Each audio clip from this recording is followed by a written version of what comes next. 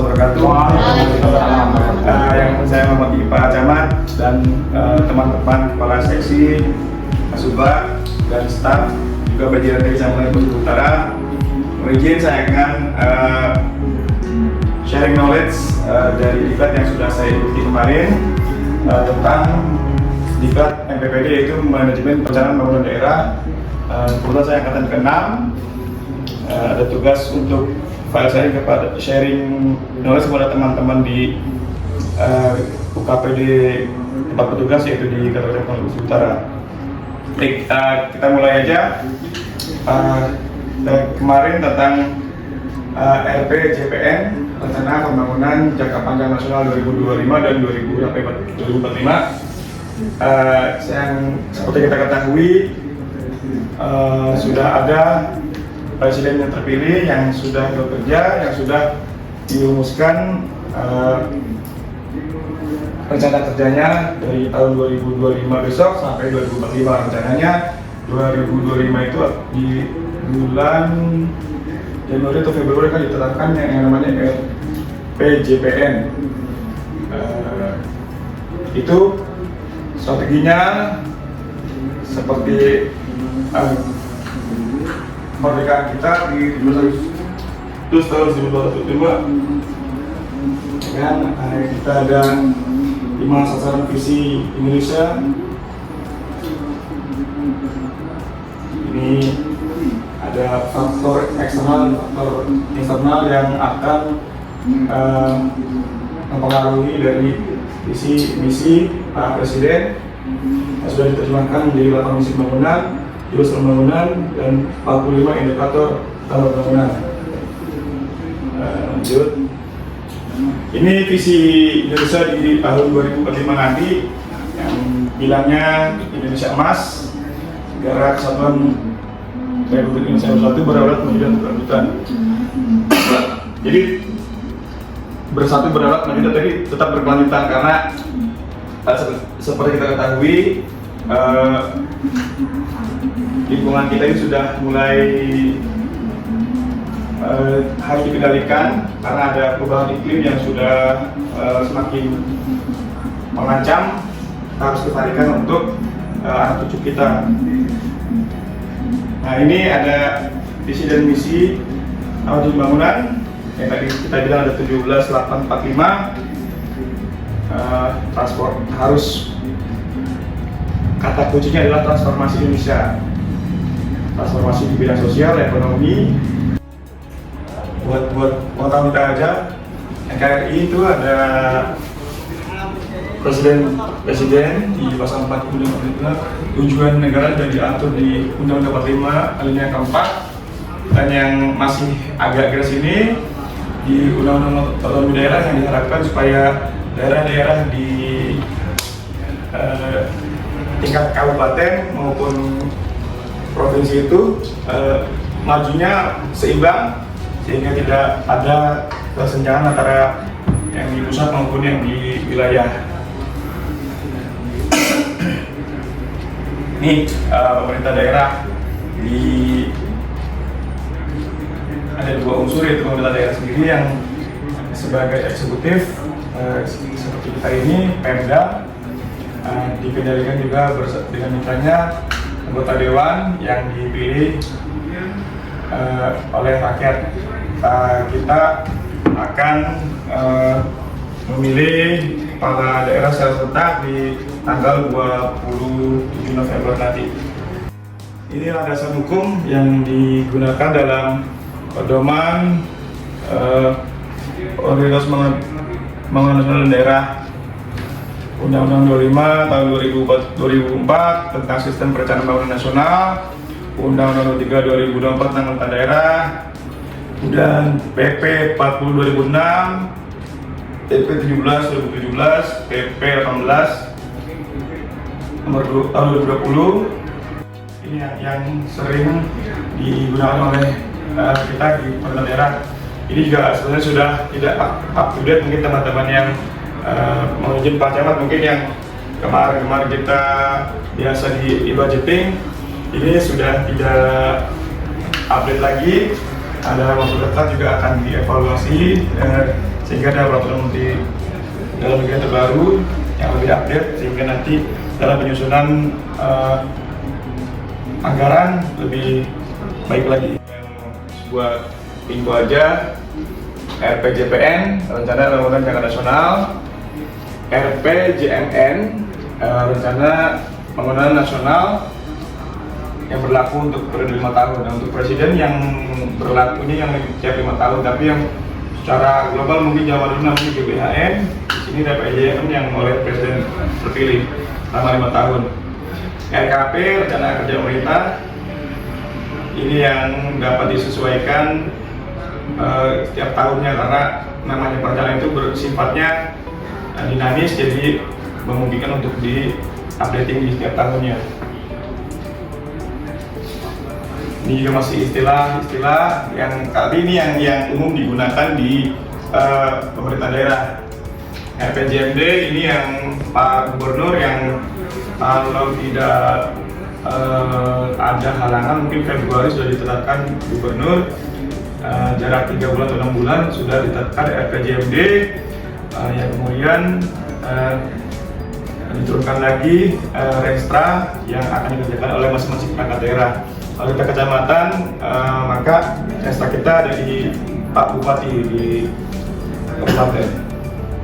Nah ini tadi yang RKPD yang setiap tahun yang bisa dirubah ke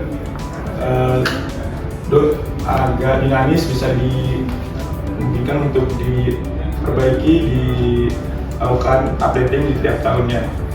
Kemudian ada Renja, ada KUA, PPAS, dan APBD yang sudah kemudian akan ditetapkan bersama dengan dari eksekutif, dari legislatif nasional. Yang 5 tahunnya RPJMN, kita di daerah RPJMD tiap 5 tahun, kemudian diturunkan Renstra di masing-masing perangkat daerah. Jangka pendeknya 1 tahun di tingkat pusat RKP, di daerah RKPD, kemudian di tiap tahunnya Renja yang kita updating tiap tahunnya. Untuk mensinkronisasi perlu ada rekan-rekan yang mengendalikan sehingga sinkron antara apa yang dikerjakan oleh pemerintah pusat dan pemerintah daerah, itu sinkron. Jadi dari RPJPN itu nanti di bulan Februari atau kemudian RPJP ini nanti Pak Gubernur yang terpilih wajib mengikuti dari RPJP tingkat nasional. Jadi harus sinkron antara pemerintah pusat dan pemerintah daerah sampai ke rencana APBD. Ini harus ada yang namanya berkelanjutan di ada kata-kata berkelanjutan karena harus yang namanya sustainable, harus sampai ke jangka panjang sekali. Penguatan infrastruktur berkelanjutan, peningkatan produktivitas daerah, penguatan daya saing SDM berkelanjutan, penguatan lingkungan sosial yang katanya lebih maju, peningkatan kualitas penduduk, selesaikan dengan penggunaan tematik di penentuan tema prioritas pembangunan dalam jangka 1 pemerintahan holistik dilaksanakan mempertimbangkan keseluruhan unsur sebagai satu satuan yang berkaitan. Integratif, ini yang sinkron antara masing-masing instansi baik dari kementerian maupun perangkat daerah di wilayah, dan juga pendekatan spasial yang biasanya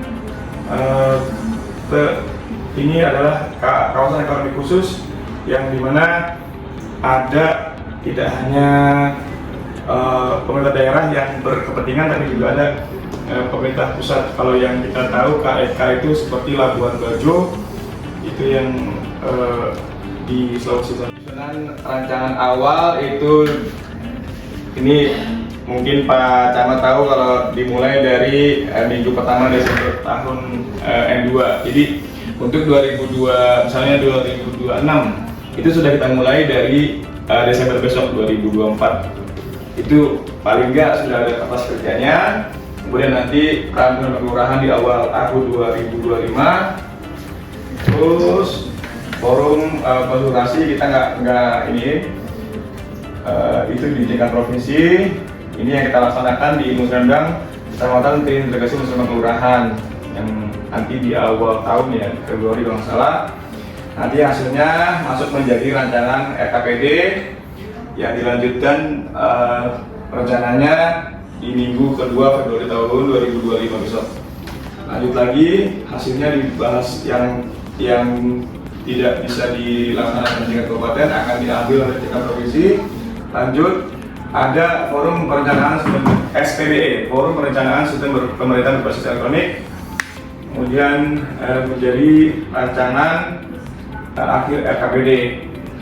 Ini yang masih panjang nih, kemudian dari RKPD ini masih direview oleh APIP. APIP itu internal kita, teman-teman inspektorat.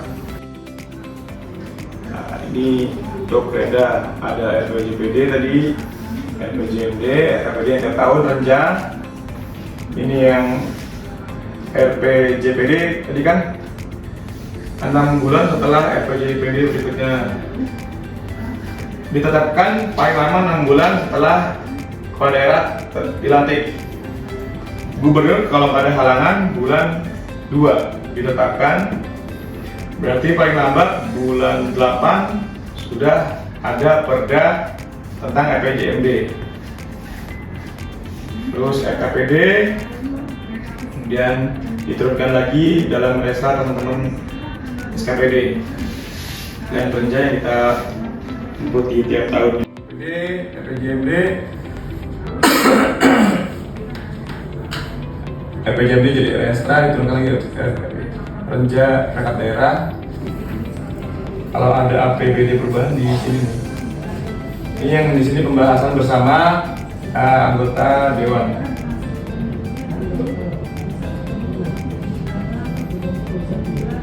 Mungkin ada pertanyaan dari teman-teman yang perlu dijelaskan lebih lanjut. Kami silakan, Pak.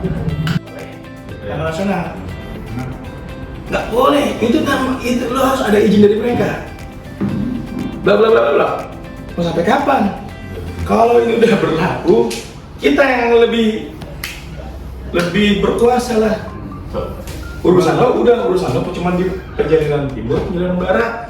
Biasanya itu konservasi boleh dimanfaatkan oleh pemerintah daerah. Tuh, ya, itu yang bisa saya sampaikan. Mudah-mudahan teman-teman yang hadir, Pak Camat, para kepala seksi dan staf juga mendapat pengayaan dari materi yang sudah saya terima di Diklat NDPD. Akhir kata, bila dari hidayah, wassalamualaikum warahmatullahi wabarakatuh.